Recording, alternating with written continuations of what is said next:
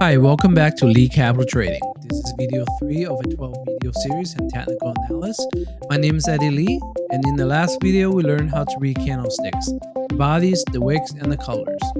Today we're going deeper. We're learning why candlesticks form the way that they do, and this is where technical analysis stop being random patterns and start making sense. Because every single candlestick tells a story about what's happening in the markets. The psychology, the emotions, the battle between the buyers and the sellers.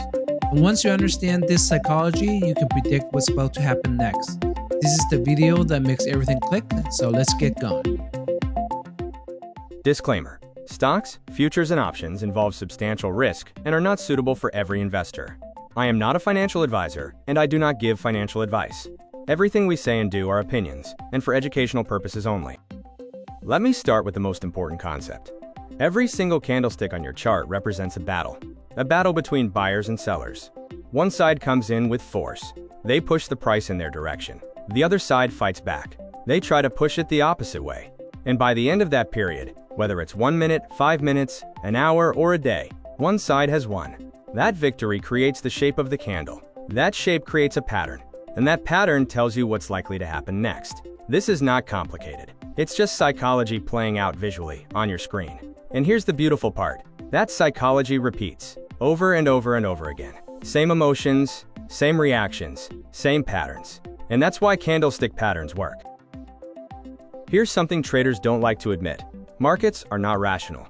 Markets are emotional. 3 main emotions drive all market movements. First, fear. When fear takes over, sellers panic. They sell fast. They sell hard. That creates red candles. Second, greed. When greed takes over, buyers chase. They FOMO in. They push price up fast. That creates green candles. Third, indecision.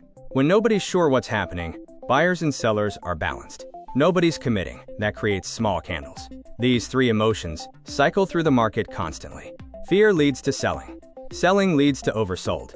Oversold leads to greed on the bounce. Greed leads to indecision. Indecision leads to breakdown or breakout. It's a cycle. Let's talk about what a long green candle actually means. When you see a big green candle with a small or non-existent upper wick, here's what you're seeing. Buyers came into the market, and they came in with conviction. They had a plan. They pushed the price up from open to close. Hard, and they didn't get rejected. If this big green candle is inside an uptrend, it usually means more buying is coming.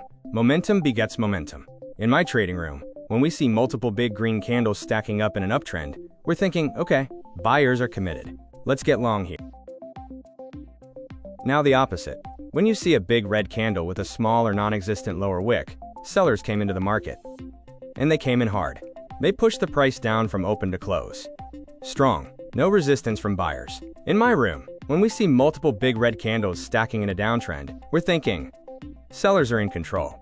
Let's look for short opportunities. Now here's something really important that most beginners miss. Small candles are telling you that nobody is winning.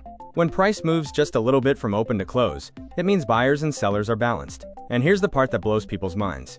Small candles often precede big moves. Why? Because when buyers and sellers are balanced, energy is building. It's getting compressed. And eventually one side breaks. And when that break happens, it's usually explosive. In my trading room, we look for consolidation. We wait for small candles to stack up. Because we know that once this balance breaks, price is going to run hard. When you see a candle with a long upper wick, you're seeing buyers get rejected. Buyers push price higher. They reach a certain level, and then sellers come in and say, nope, not here. Sellers push the price back down. So the upper wick is a rejection of higher prices. Next candle I see, if price tries to go back to that level or higher, I'm watching closely. Because sellers already defended that level once. They might do it again. Now the opposite story. The lower wick. When you see a candle with a long lower wick, you're seeing buyers defend lower prices. Sellers push price down. They get it to a certain level, but then buyers come in and say, nope, we're not letting it go lower. When I see a long lower wick, I'm thinking, okay, buyers are stepping in here. This level matters. Now let me introduce you to one of the most important patterns you'll see, the doji. A doji is a candle where the open and close are basically the same price, so the body is tiny, but there are long wicks both above and below. This means maximum indecision. Buyers tried to push higher. They got rejected. Sellers tried to push lower. They got rejected. Nobody won. When you see a doji, especially after a strong trend, you're seeing a turning point. The market is about to make a decision. The hammer looks like a hammer, small body at the top and a long wick at the bottom. Sellers push price down. Buyers come in and say, nope. Buyers reject that move down, and the candle closes near the high. When we see a hammer at a key support level, we start looking for long setups, because the psychology is clear. Sellers failed, buyers won. Now the bearish opposite, the shooting star. Small body at the bottom, long wick at the top. Buyers push price up. Sellers step in and say, nope. They push price back down, and the candle closes near the low. When we see a shooting star at a key resistance level, we start looking for short setups. Buyers failed, sellers won. The engulfing candle is one of the strongest patterns in technical analysis. Two candles, the second completely engulfs the first. Bullish engulfing, sellers had control. Then buyers came in and said, we're taking this back. They pushed so hard, they completely overwhelmed yesterday's sellers. Strong reversal signal. Bearish engulfing. Same thing opposite. Sellers overpowered the buyers completely. Short signal. Here's a pattern I trade constantly. Consolidation. Small candles stacking up. When price is not moving much, that's consolidation. The story is, nobody's committing hard. So both sides are sitting still, building energy. And then one side says, okay, I'm done waiting, and pushes hard. When that push comes, it's explosive. Bigger the consolidation equals bigger the breakout. Here's where context becomes critical. The same candle can mean completely different things, depending on what came before it. Scenario 1, downtrend. Big green candle after several red candles? That's a reversal signal. Scenario 2, uptrend. Same big green candle after several green candles? That's continuation. This is the difference between beginners and traders. Beginners see one green candle and buy. Traders see one green candle in context and decide. Here's the secret. One candle tells you what's happening right now. Two candles tell you the story. Three candles tell you what's coming next. A sequence is more powerful than a single candle. Red, red, small green equals sellers losing momentum. Reversal building. Green, green, green equals buyers in control. Stay long. Consolidation, then big green equals breakout pattern. Classic. So let's tie this all together. Every day on your chart, you'll see these patterns. Rejection wicks, stacked bodies, consolidation, breakout candles, reversal formations. When you understand the psychology behind each one, they stop being random patterns and start being predictable signals. This is the connecting piece. Understanding candlestick psychology isn't just academic. It's practical. It changes how you trade. When you see a pattern forming, you're not guessing. You're reading what traders are actually doing. And when you combine what you're seeing in the candles with key support and resistance levels, that's when you have a setup.